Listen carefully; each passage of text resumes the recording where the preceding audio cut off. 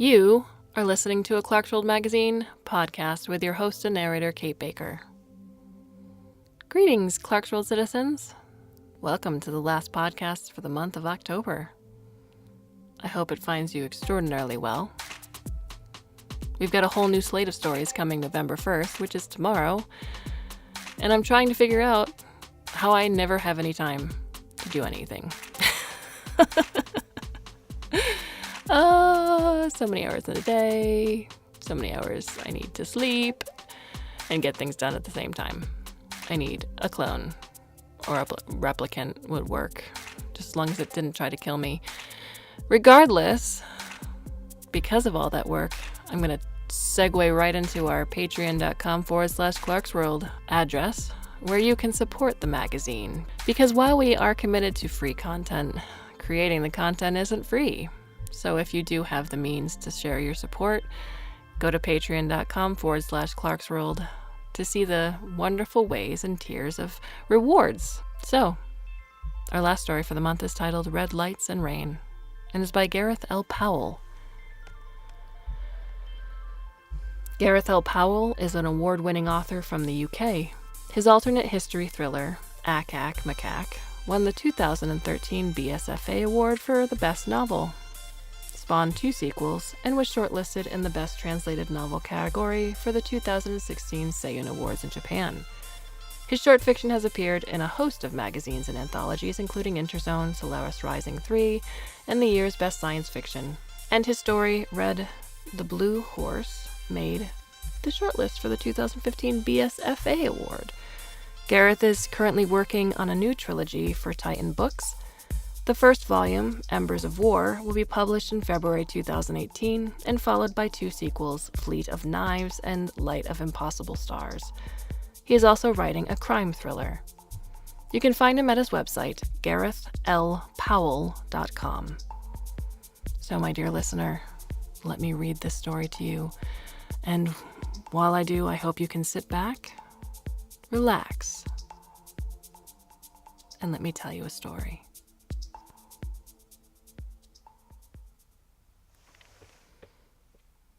It's raining in Amsterdam. Paige stands in the oak-paneled front bar of a small corner pub. She has wet hair because she walked here from her hotel. Now she's standing by the open door holding a half a liter of Amstel, watching the rain stipple the surface of the canal across the street. For the 4th time in 5 minutes, she takes out her mobile and checks the screen for messages. From across the room, the barman looks at her. He has dark skin and gold dreads. Seeing the phone in her hand again, he smiles, obviously convinced she's waiting for a date. Outside, damp tourists pass in the rain, looking for the Anne Frank house. Open-topped pleasure boats seek shelter beneath humped-back bridges, and bare-headed boys cut past on scooters, cigarettes flaring, girlfriends clinging side saddles to the parcel shelves, tires going bop, bop, bop on the wet cobblestones.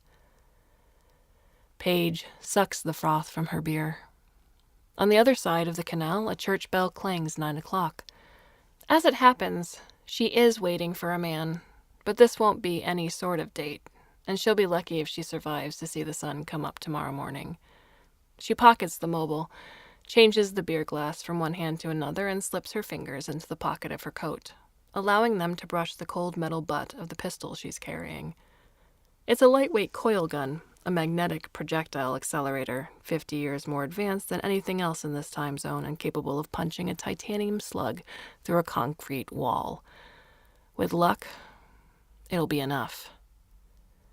She watches the barman lay out new beer mats on the zinc counter.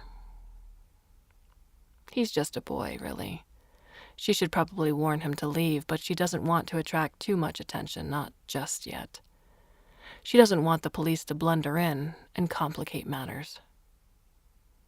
For a moment, her eyes are off the door, and that's when Joseph arrives. She hears the swish of his coat, the clack of his boots as they hit the step. She sees the barman's gaze flick past her shoulder, and his eyes widen, and she turns to find Joseph standing on the threshold, close enough to kiss. Hello, Paige. He's at least 5 inches taller than she is, rake-thin with pale lips and rain-slicked hair. Yosef. She slides her right hand into her coat, sees him notice the movement. Are you here to kill me, Paige? Yes. It's not going to be easy. I know. He flicks his eyes in the direction of the bar, licks his bottom lip. What about him? Paige takes a step back, placing herself between the vampire and the boy with the golden dreadlocks. With her hand still in her pocket, she curls her index finger around the trigger of the coil gun. Not tonight, Yosef. Yosef shrugs and folds his arms, shifts his weight petulantly from one foot to the other. So, what? He says. You want to go at it right now? In here? Paige shakes her head.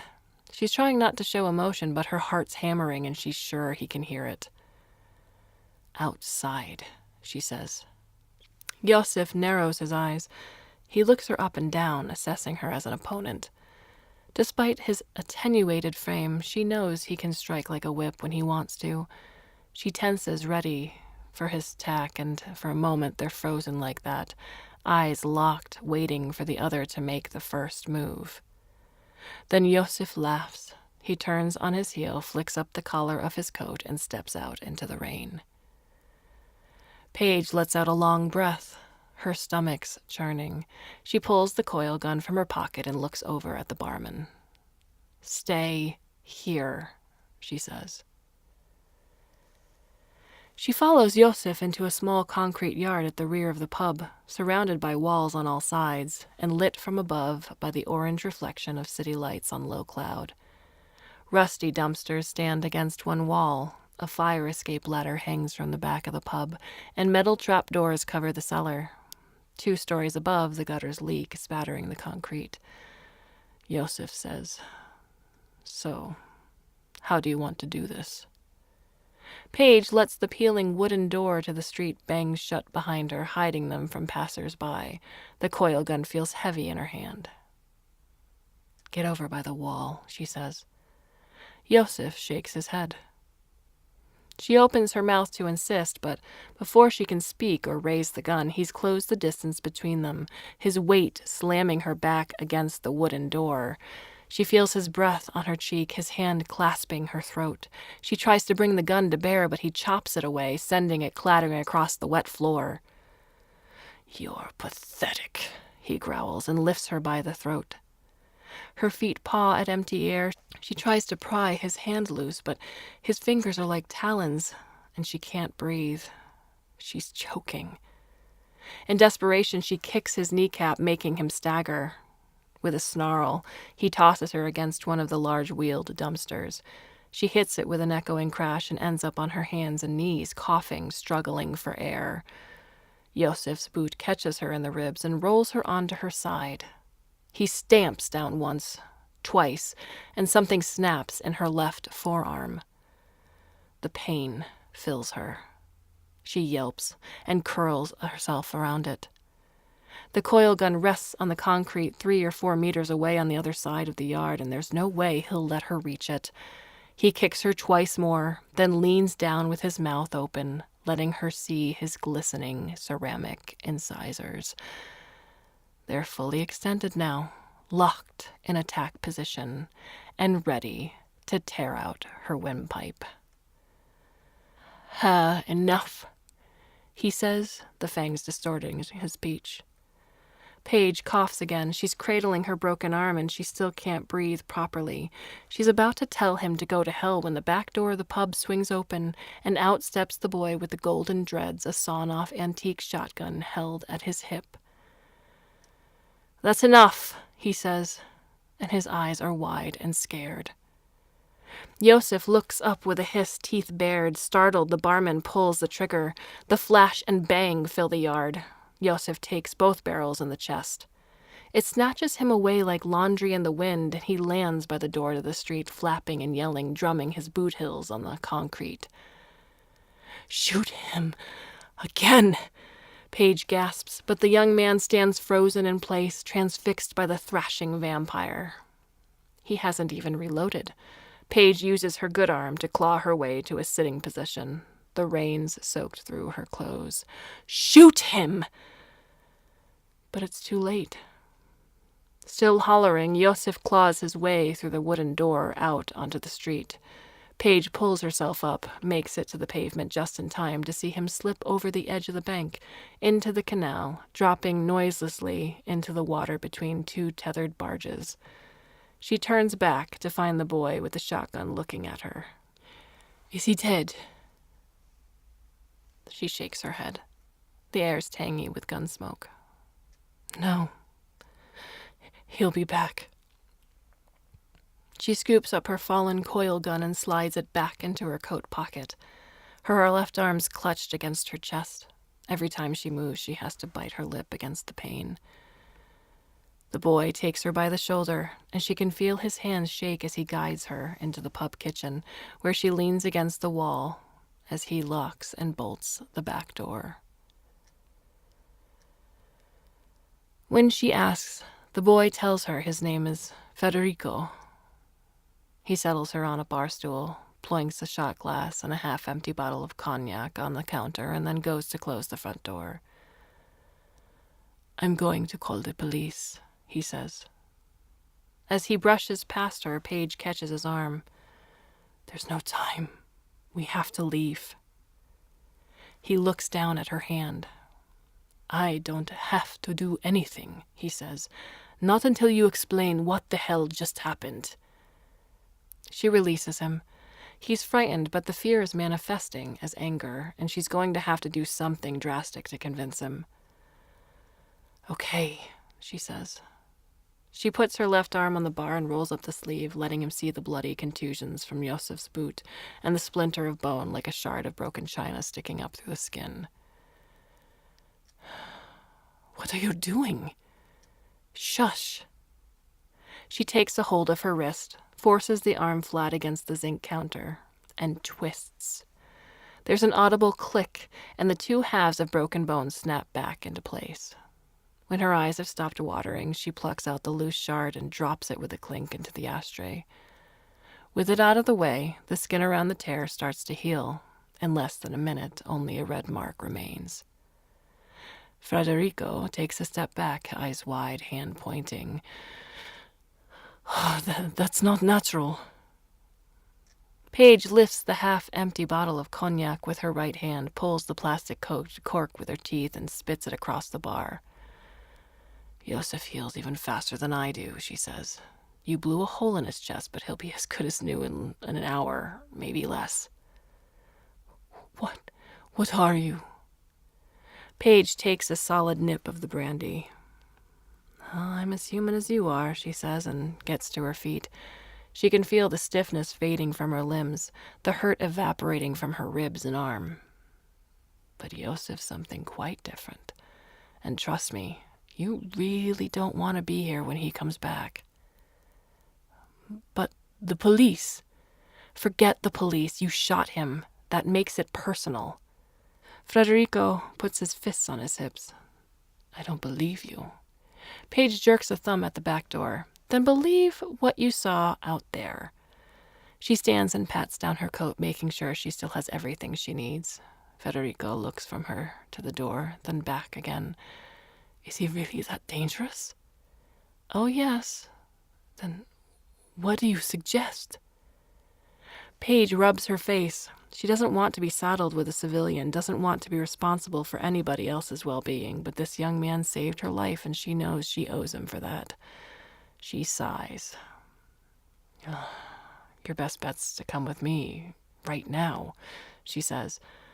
"I'm the only one who knows what we're up against, the only one with even half a chance of being able to protect you." "How do I know I can trust you?" She looks him square in the eye. "Because I'm not the one who's going to come back here and rip your throat out." She lets Federico pull on a battered leather biker jacket 2 sizes too large, and they leave the pub and splash their way down the cobbled streets in the direction of the red light district and Paige's hotel. As they walk, she keeps an eye on the canal. Is he really a vampire? Paige shakes her head. No. At least not in the sense you're thinking. There's nothing supernatural or romantic about him. He's not afraid of crosses or garlic or any of that bullshit. But I saw his teeth. Ceramic implants. They cut across a square in the shadow of a medieval church. Federico has the shotgun under his jacket, and it makes him walk stiffly. The rain's still falling, and there's music from the bars and coffee houses, but few people are out on the street. Then what is he? Some sort of psycho? Paige slows down for a minute and turns to him. He's a gorilla. I don't understand. She starts walking again. I don't expect you to. Her right hand's in her coat pocket gripping the coil gun. She leads him out of the square, across a footbridge, and then they're into the red light district, with its pink neon shop fronts and narrow alleys. Her hotel's close to the central station. By the time they get there, they're both soaked, and stand dripping together in the elevator that takes them up to her floor. In 1,000 years' time, there's going to be a war, she says, watching the floor numbers count off. And it's going to be a particularly nasty one with atrocities on all sides. The lift doors open, and she leads him across the carpeted corridor to her room. Inside, the room smells stale. It's been her base of operations for nearly a month, and she hasn't let the cleaner touch it in all that time. She hasn't even opened the curtains. The vampires were bred to fight in the war, she says. They were designed to operate behind enemy lines, terrorizing civilians, sowing fear and confusion. She shrugs off her coat and drops it over the back of a chair. They're trained to go to ground, blend in as best they can, then start killing people. They're strong and fast and optimized for night combat. Federico's standing in the doorway, shivering.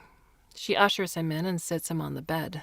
Gingerly, she takes the shotgun from his hands and lays it on the sheet beside him. She then drapes a blanket around his shoulders. After the war, some of them escaped, and they've been spreading backwards through time ever since. She crosses to the wardrobe and pulls out a spirit bottle. It's a liter of vodka. She takes 2 teacups off the side and pours a large measure for him, a smaller one for herself. They're designed to survive for long durations without support. They can eat just about anything organic, and they're hard to kill. You can hurt them, but as long as their hearts are beating and their brains are intact, there's a chance they'll be able to repair themselves given enough time. She puts the bottle aside and flexes the fingers of her left hand. There's still an ache deep in the bone. That's important, she says. She kneels down in front of Federico and takes his hands in hers. The next time we see Josef, we've got to kill him before he kills us. And the only way to do that is to do as much damage as possible, stop his heart, destroy his brain, and he's dead. She takes one of the teacups and presses it into Federico's hands. Sorry, he says, accepting the drink. Did you say that this war's going to take place? 1,000 years downstream, yes. So it hasn't happened yet? No, he frowns. Who are you? Paige reaches for her coat, pulls out the coil gun. I'm a fang banger, a vampire killer. And you're from the future too? Paige stands. Look, all you need to know tonight is this. When you see Josef, shoot out his legs. That'll immobilize him and give us time to kill him. She stops talking then. She can see Federico's had enough for one night. She slips a pill into his next drink, and within minutes he's asleep, wrapped in the blanket, with the shotgun clasped protectively across his chest. Alone with her thoughts, Paige moves quietly. She turns out the bedside light and crosses to the window, pulling aside the heavy curtain. It's after 12 now, and the trams have stopped for the night. The streets are quiet. She feels like she could congratulate Josef on his choice of hiding place. Amsterdam is an easy city in which to be a stranger. There are so many tourists, so many distractions. that it's a simpler matter to lose yourself in the crowd. If she hadn't known what to look for, she might never have found him. But then, she's been a fangbanger for a long time, and she's learned to piece together seemingly unrelated deaths and unexplained crimes, to filter out the background noise of modern urban life, in order to reveal the unmistakable MO of an active vampire. She leans her forehead against the window glass, heart pumping in her chest, knowing it won't take Yosef long to track her down. She's been doing this job for enough years, waded through enough shit, to know how dangerous a wounded vampire can be. At 4 a.m., the sky starts to gray in the east. Federico's still asleep and Paige gives up her vigil. She tucks the coil gun into the back of her belt, pulls on a sweater to cover it, and wanders down to the hotel restaurant. When she gets there, she finds the place empty, although she can hear cooking sounds from the kitchen as the staff gear up for breakfast rush. She helps herself to a cup of coffee from the pot and a large handful of sugar sachets, and takes it all over to a table by the window, where she stirs the contents of the little packets into her coffee. There are 16 altogether, and she uses them all. Then, leaving the sticky mess to cool, she rests her left arm on the table and clenches and unclenches her fist. Everything seems in order. The tendons move as they should, and there's no trace of the break. It doesn't even ache now. Satisfied, she takes a sip of the lip-curlingly sweet coffee. It tastes disgusting, but she needs the sugar to refuel the tweaked macrophages and artificial fibroblasts that have allowed her to heal so quickly. Outside the window, it's still raining. She watched the drops slither on the glass. It makes her think of Yosef in better times, before he had his fangs implanted. She remembers him as bright and swift and clever. A sociopath, yes, but still her best student. And there it is, her dirty little secret, the inconvenient truth she's been hiding from Federico. The reason she makes such a good vampire hunter is that during the war, before the vampires were deployed against the enemy, it was she who trained them. She was a military psychologist at the time, an expert in guerrilla warfare.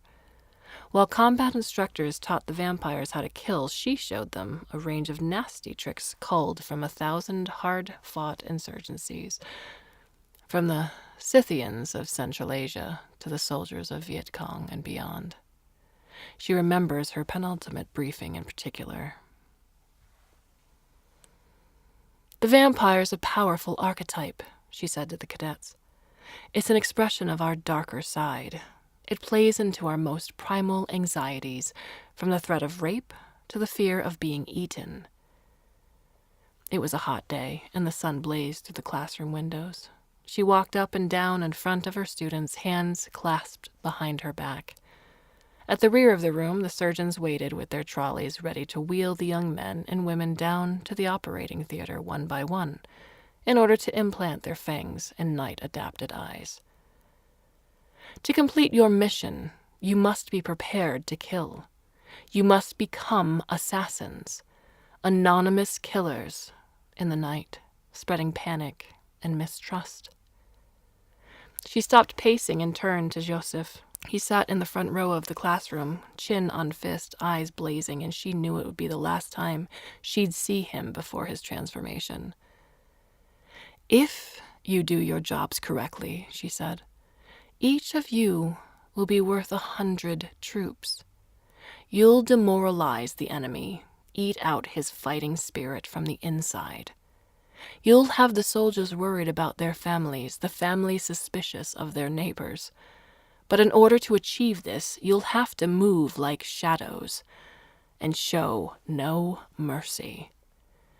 Do anything that needs to be done, be ruthless, and be prepared to strike anywhere, at any time." She had taught them every psychological trick she knew, and shown them how to exploit the power of myth, how to generate fear and horror from darkness and blood. From their test scores, she'd known that they were intelligent. In fact, she'd personally overseen the original selection process, picking only those recruits with the right balance of brains and insanity, those clever enough to survive the mission, but also psychotic enough to become the monsters they'd need to become in order to succeed. And then later, when the war went temporal, spilling into the surrounding decades, they came back and she briefed them again, only this time on the peculiarities of each of the time zones in which they were to operate, giving them the background they'd need in order to blend into each zone's civilian population. Sometimes she wonders if her history lessons inspired their eventual escape into this dim and distant past, far from even the outermost fringes of the conflict. One thing's for certain, since they mutinied and back to these primitive times, she's had to travel all over the place in order to hunt them down. She's tracked individual vampires across 6 decades in Los Angeles, Cairo, Warsaw, and London. Now she's here, in Amsterdam. And suddenly, there's Josef. He's standing in the shadow of a doorway on the other side of the street, watching her through the glass. He has his hands in the pockets of his black raincoat. Their eyes meet for a second, and Paige can't breathe. Then he's gone, moving fast. Between parked cars, she catches a glimpse of him crossing the street, heading for the back of the hotel. With a curse, she pushes herself to her feet. Josef will know which room she's staying in. A simple phone call will have furnished him with that information, and now he's after Federico, hoping to kill the boy before tackling her. Paige bursts out into the foyer. Her room's on the 4th floor, so there's no time to take the stairs. However, luck's on her side. This early in the morning, the elevators all stand ready, their doors open. She slams into the nearest and slaps the button for the 4th floor. Then, even as the doors are closing, she's pulling the coil gun from her belt and checking its magazine. Paige kicks her shoes off in the elevator and pads along the corridor in her socks. As she nears her room, she hears the door splinter. Josef's kicked his way in. Damn. She lifts the coil gun to her shoulder and risks a peek around the frame. The room's dark. She can hear a faint glow from the curtains. There are shadows all over the place, chairs, desks, and suitcases. Any one of them could be a crouched vampire. Fuck. She ducks back into the corridor and takes a few quick breaths. If Josef's still in there, he'll have heard her already, and there's a good possibility Federico's already dead. She flicks off the coil gun's safety catch. There's nothing beyond this room but window. The chances of civilian casualties are slight. Stepping back, she gives the trigger a squeeze. The gun whines. Holes appear in the door. Splinters flick out. The TV sparks. A chair blows apart. And there, in the maelstrom, a shadow moves. She tries to hose him down, but he's moving too fast. He hits the wall and pushes off, hits the floor and rolls. And then he's running on all fours, leaping at her throat before she can draw a bead. Paige rolls with the impact, still pressing the trigger. Scraps of material fly from Josef's overcoat. An overhead light explodes, blood sprays. His ceramic teeth scrape her neck, grazing the skin. Then his momentum carries him over her head, and she uses a judo throw to heave him into the corridor wall. He hits like an upside-down starfish, arms and legs splayed, and then falls to the floor. They both lie, panting. The carpet's soft. She rolls to her side. Josef's lying on his front, looking sideways at her. His eyes are as blue as a gas flame. This is the first good look she's had at him since he left her class, and he looks older and harder than she remembers. His fangs are white and clean. Blood soaks into the carpet from a hole in his side. He doesn't move as she elbows herself up into a sitting position, but as soon as she lifts the coil gun, he twists. His wrist flicks out and a pair of shiny throwing stars bite Paige's arm. She cries out and the gun drops from her fingers. Instinctively, she reaches for it with her left hand, but Josef's anticipated the move. He pushes himself toward her, delivering a kick to her cheek that shatters the bone. Paige falls into the open doorway of her room. Black spots dapple her vision. She feels Josef grip her leg. His hands work their way up. He's climbing her, using his weight to keep her pinned down. She tries to fight back, but she's still dazed. He swats her hands away from his face. Then he's on her. His thighs clamped across her hips, his knees pinning her arms.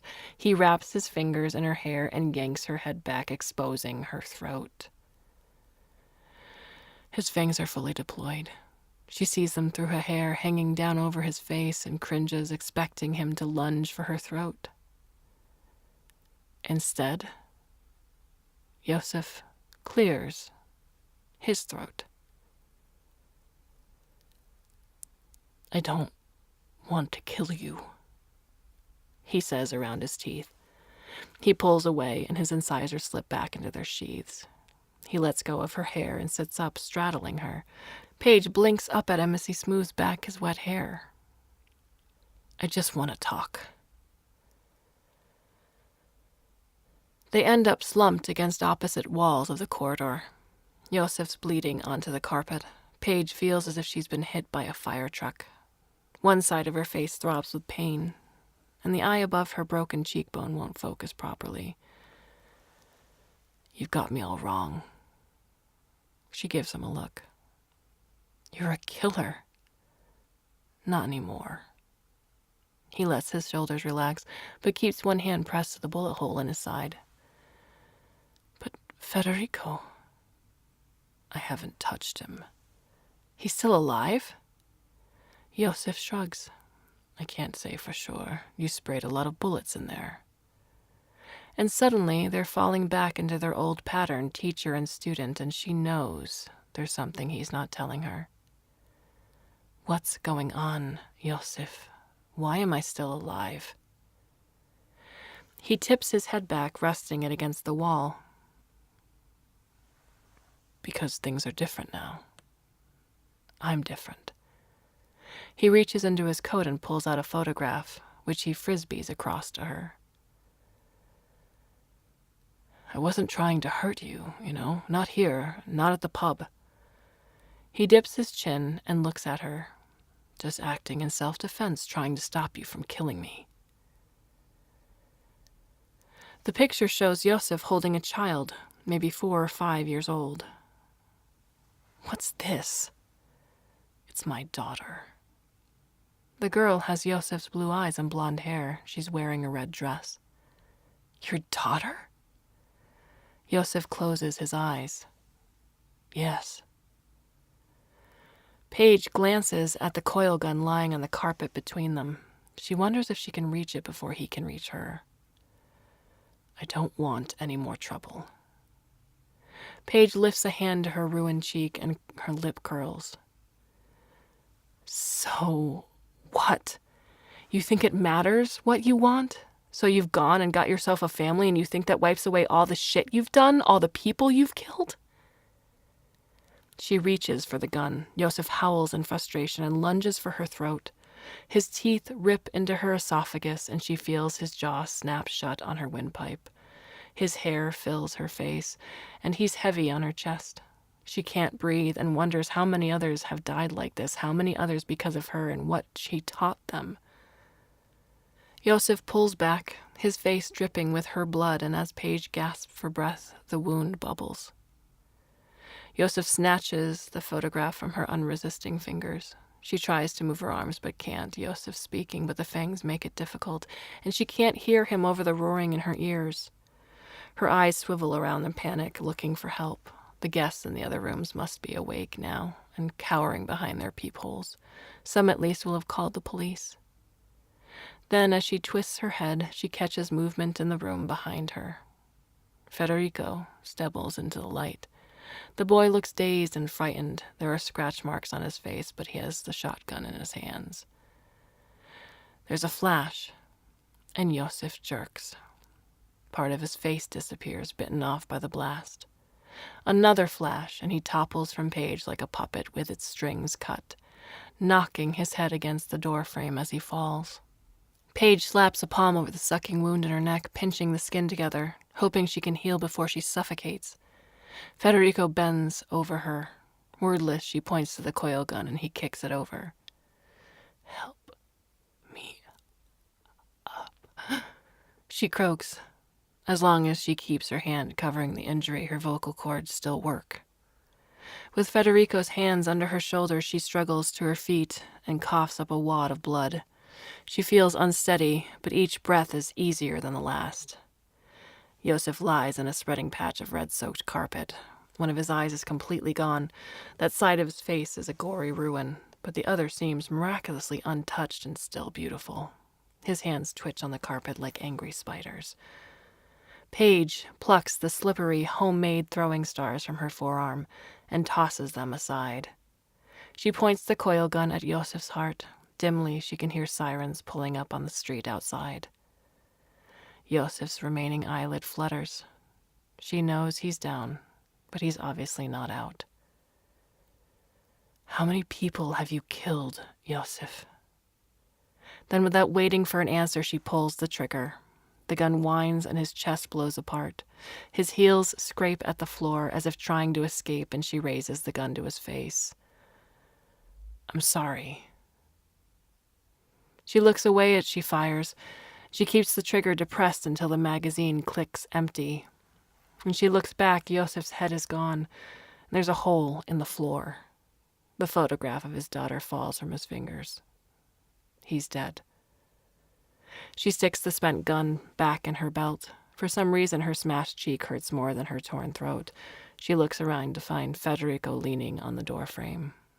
Paige hawks red phlegm onto the carpet. Then she leans down and takes hold of Josef's boot. Gritting her teeth, she drags his body back into her ruined hotel room. Moving slowly and painfully, she retrieves the vodka bottle from the dressing table, spins the lid off, and raises the bottle in a toast to her fallen student. She stands over him for a long moment, then takes a deep swallow, which makes her cough. Goodbye, Josef, she says. There's nothing else to say. There's no triumph here, no closure, nothing but bone-deep weariness. Solemnly, she pours the remaining contents of the bottle, most of a liter of spirit, over his chest and legs. Then she pulls a complimentary matchbook from the desk and strikes one. The wet clothes go up in a woof of blue flame. The fire spills onto the carpet and the room fills with smoke. Paige opens the desk drawer and takes out another clip of ammo for the coil gun. Then she limps back to Federico. I have to go, she says. She has to move on to the next target, the next time zone. A fire alarm rings and the sprinklers go off, the shotguns on the floor at Federico's feet. He's holding the photograph of Josef's daughter, water's running down his face, streaking his cheeks. His dreads are soaked. You're a fucking monster, he says. Paige puts a hand to the torn flesh of her throat. She can feel the sides stitching themselves back together. I know, she says. And with that, she fades away.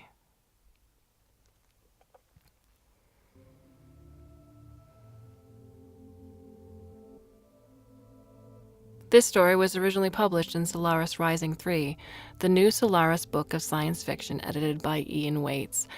And oh my gosh, Neil published a not but still a vampire story. Ah! And what a rip-roaring ride it was, wasn't it, folks? Yes, it was. I love this story. I can't say enough cool things about this story because, oh my gosh. And yeah, I know they weren't really vampires, not in the Anne Rice romanticized, deadly, blood-drinking, historical thing. But this is a really kind of a cool take about, potential warfare in the future. Warfare, as disgustingly ugly as it is, but it is definitely within our capability. And that, I think, is what should scare you, despite being somewhat entertained by this really well-written ride. What are your thoughts on the story? You can leave us a comment or a question at the Clarkesworld Magazine website itself. And tomorrow starts a whole new slate of podcasts, so I hope you do come back and listen. Thank you for your support and your time. And until then, I bid you a very fond and warm au revoir, a biento, aloha, and every other word that means please come back and listen again very soon. And watch out for big pointy teeth.